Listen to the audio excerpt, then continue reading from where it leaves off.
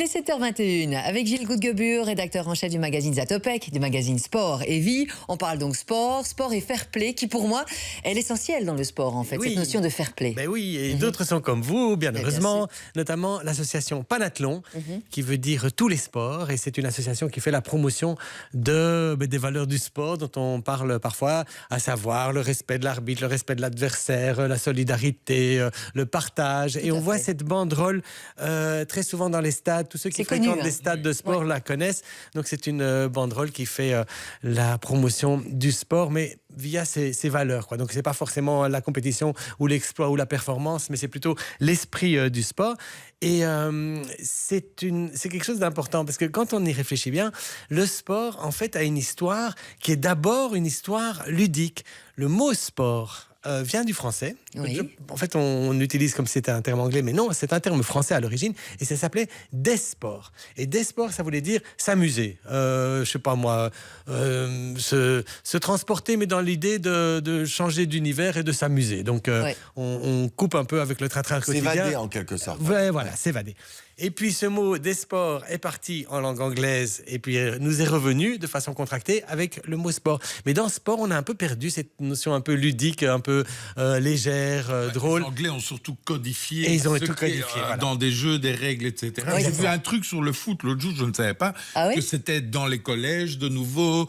Des riches et qui ne voulaient pas que les pauvres jouent, qu'ils ont dû commencer à jouer Vous avez vu contre cette des série pauvres. sur Ovio? Oui. Magnifique. Magnifique, à voir absolument sur l'histoire du foot. Oui, j'ai oublié le nom. Et c'est un petit format, c'est très bien fait. On est évidemment fin 19e. Oui, c'est ça. Et c'est donc dans un collège, et ils interdisent les pauvres, entre guillemets, les ouvriers des usines à jouer. Et c'est les premiers dans une usine. Il va payer 2 joueurs et engager d'une autre ville à l'autre pour avoir une bonne équipe face. Et c'est là que le foot devient populaire. Et c'est là que le foot devient à voir populaire. absolument. Ouais. Voilà. Mais en fait, c'était des amateurs parce que justement, ils voulaient se protéger leur sport d'une fréquentation qui serait moins chic. Et donc, c'est un peu l'origine du sport amateur. Et de fait, dans les écoles, on a fondé le sport, mais sur des notions de créer des bons citoyens, des travailleurs, des gens respectueux de l'ordre, etc. Des futurs soldats. Et des futurs soldats. Et donc, il y avait vraiment ces notions de valeur qui étaient essentielles au mot sport, mais qui n'était pas tout à fait celle du mot originel des sports. Il y a un autre mot comme ça qui a fait l'aller-retour en français et en anglais. C'est le mot cocher. Le cocher, vous le savez bien, c'est celui qui dirige le fiacre. Bah oui, il est parti en anglais. Et il nous est revenu sous le nom un nom très connu en français. Cocher. Coach. L'entraîneur. Le cocher est devenu l'entraîneur. C'est joli, hein? Ah bah dis donc. Pour la journée des profs de français, on dira plus coach, on dira cocher. Oui, bien sûr. Voilà. Il n'y a pas un concours de dessin qui est organisé pour illustrer le fair play? Voilà, donc le Panathlon chaque année fait un concours de dessin dans les écoles. Ça, c'est amusant. Et moi, j'ai l'honneur de faire partie du jury.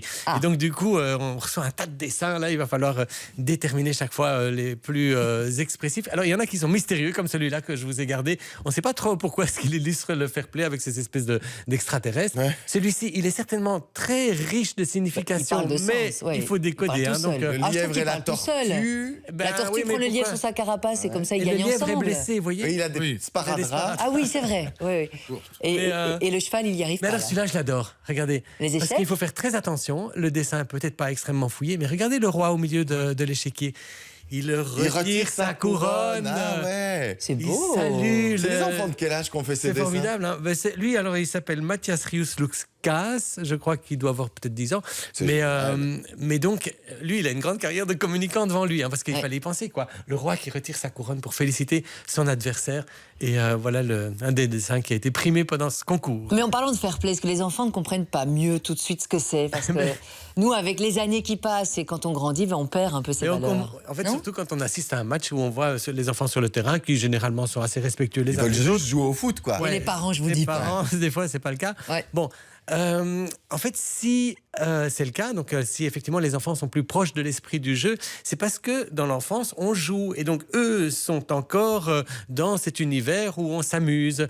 Et dès le moment où on vient mettre quelque chose en plus de l'amusement, par exemple des récompenses, des compétitions, des classements, etc., et bien à ce moment-là, le fair play régresse. Donc en fait, le fair play régresse à chaque fois que les enjeux augmentent. Aux États-Unis, on a des bourses d'études dans les universités en fonction du sport. Et donc, les enfants sont poussés dès leur jeune jeunesse, mais vraiment tout petit, Mais dans à l'esprit de réussir compétition. dans l'esprit Voilà. de compétition et ça perd dommage. tout. Et donc sens. à ce moment-là, on perd la motivation très souvent. Il y a une explication qu'on donne souvent en psychologie sportive, c'est tout à fait passionnant. C'est une histoire suivante. C'est dans un village, on organise un club de cyclisme pour les enfants et des petites courses entre eux. Les enfants s'amusent, ils ont tous un défi à leur mesure. Celui qui était arrivé 10e le mercredi d'après veut être 9e. Enfin voilà, tout se passe bien. Et puis, le marchand de cycle du village trouve l'initiative très chouette et propose des bons d'achat au premier chez les garçons, chez les filles. Changement complet d'ambiance D'atmosphère. dans le club. Oui. Dès lors qu'on met ses bons d'achat, on accuse celui-là d'avoir un meilleur matériel, celui-là d'avoir triché, etc. Les parents s'en mêlent. Bon, tout est cassé. On se dit, c'était quand même pas une très riche idée, ces bons d'achat. On retire les bons d'achat, vous savez ce qui se passe ? Non. Les enfants arrêtent.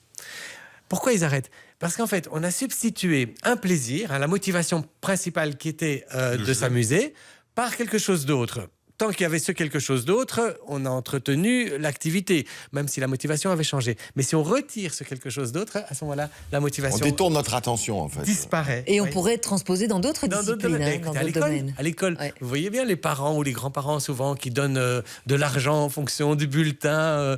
Mais qu'est-ce qu'ils font en fait ? C'est une erreur au plan pédagogique parce qu'on substitue l'envie d'apprendre, Oui. qui est naturel chez les enfants. On a tous envie d'apprendre, à écrire, à calculer, etc. Je félicite mes parents, alors, dans ce cas, parce que moi, j'ai a jamais pas vu ça, rien voilà. reçu quand j'avais Voilà. un bon bulletin. Ça faisait juste, c'est normal que tu aies bien travaillé. Bah, moi, je suis un Ouais. peu pareil. avec Ouais, les ouais, miens. ça- Mais Ouais. non, mais en fait, c'est une mauvaise initiative. Et alors, il y a un autre truc, on approche de Saint-Nicolas, là. Vous Oui. connaissez la chanson « Je serai toujours sage ». Comme un petit mouton. Je ferai ma prière pour avoir des bonbons. Venez, Non, venez, Saint-Nicolas. Mais non, on fait pas sa prière pour avoir des bonbons. On n'est Ah pas oui. sage comme un... On fait pas sa prière. Ou on ne fait pas sa prière. Ou on l'a fait, mais pour Mais où soi. on l'a Mais ce fait que je veux pour dire, soi. c'est si on est sage, c'est pas pour avoir Non, des mais bonbons. pas pour des bonbons. Si on est Ouais. sage pour avoir des bonbons, d'abord, c'est qu'on n'a pas bien compris le Et c'est système. vrai qu'on quoi. entend souvent des parents dire attention, si tu te comportes pas bien, Saint-Nicolas, etc., ne viendra pas. Et c'est un moyen de pression un peu délicat, évidemment. Oui, Ouais. alors que normalement, dans un monde idéal, on est sage parce qu'on a compris que dans une société où on se respectait les uns les autres, on vit mieux. Voilà. Dernier petit Conclusion. exemple. Oui. Oui, un exemple juste pour terminer, c'est que donc on a bien compris que quand on enlève la motivation, parfois l'activité disparaît. J'ai un exemple avec Laurent Deutsch, l'acteur Laurent Deutsch qui est aussi écrivain, un type surdoué en fait. Historien, hein. Oui, historien et qui à l'origine était un très bon joueur de foot et qui voulait faire carrière professionnelle et qui avait été recruté dans un centre de formation à Nantes et qui a vu ses espoirs déçus dès lors qu'il y a eu effectivement cette substitution d'enjeux et de pression sur un enfant qui aime bien le foot mais qui n'était pas prêt à ça. Et donc il en est arrivé à détester son centre de formation à tel point que dans une interview, il disait que lorsqu'il devait voyager Oui. de Rennes à Bordeaux, pour ceux qui voient la carte de France, c'est tout droit sur la côte ouest, ben lui il faisait le détour par Lyon parce qu'il voulait surtout, oui surtout plus passer par Nantes. Traumatisé. Alors que Tellement- le détour, on le voit, c'est pas Oui, du c'est tout quand le détour, même. C'est à ce point-là. Ouais. Il avait du temps, quoi, Ouais, je veux dire. Ouais, c'est fou comme histoire. Mais c'est toute la difficulté des valeurs du sport qui sont magnifiques. Et puis, il faut savoir perdre aussi. Il faut...